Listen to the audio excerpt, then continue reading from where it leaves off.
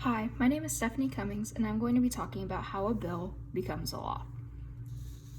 So, before a bill is even created, it is introduced by the people who want it. And these people can be citizens, they can also be congresspeople.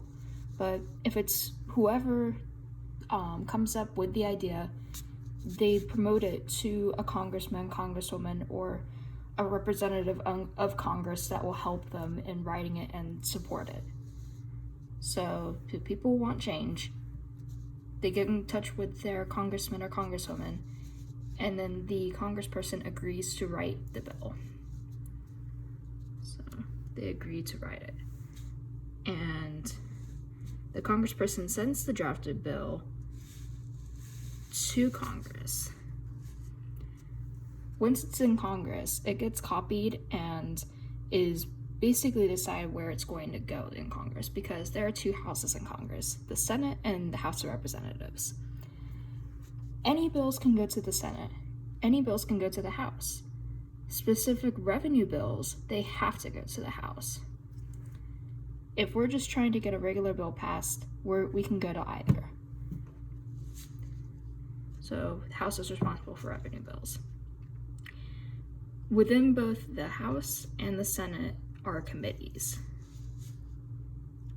And committees, there are 21 in the Senate and 20 in the House. They are represented by committee numbers, so committee number 6 or committee number 4. And each committee actually has a specific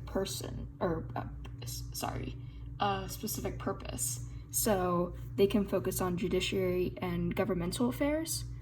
Some can focus on humanities, and they get a selection of bills that focus on those topics, and they specifically debate on those because they're experience in that topic. So this is where the first round of debates happen.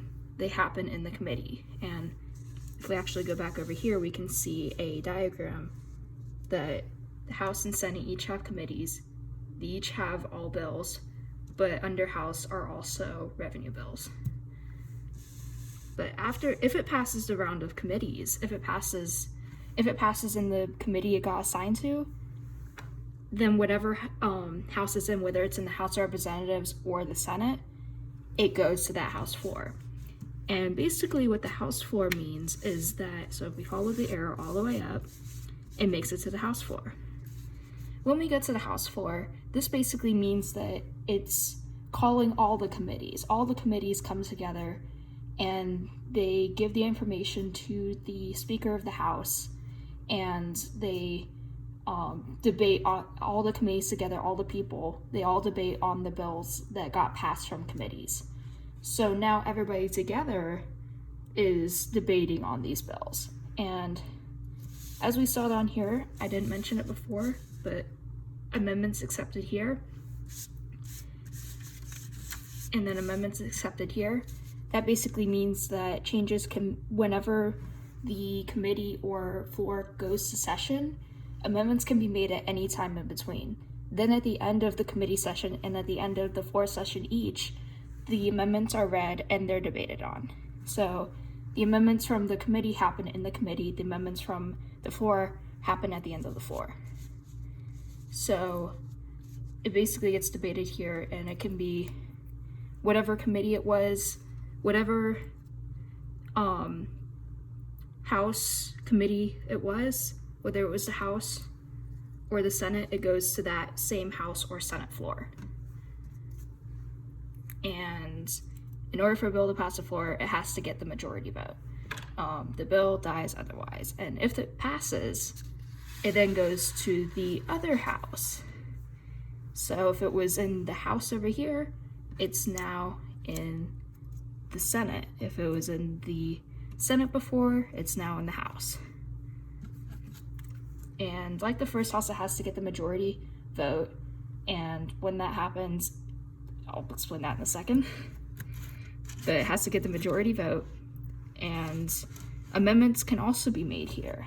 However, if amendments are made and it passes, if it gets voted yes, the bill is sent to the conference committee, because since it has already passed an entire house back over here, new amendments are now being made. So all the people from that previous house, they don't know about these amendments.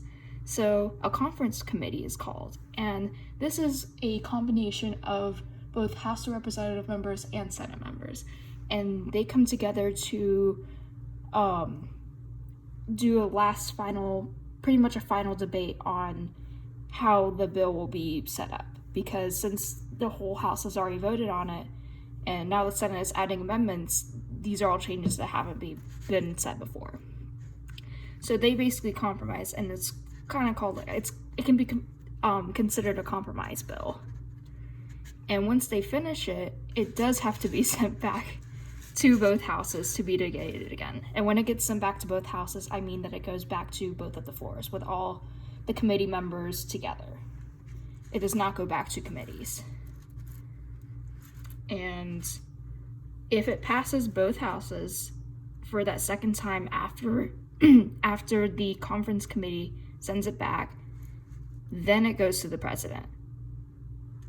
And when it goes to the president, he has 3 options.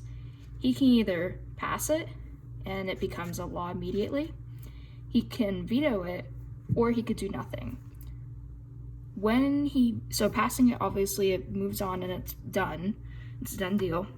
If he vetoes it, that means that he basically cancels it, so he does not accept it. If Congress feels strongly enough about this, they can overrule the president by getting the bill sent back to both houses, back to here, and they have to get each 2/3 majority and 2/3 majority vote to pass it again.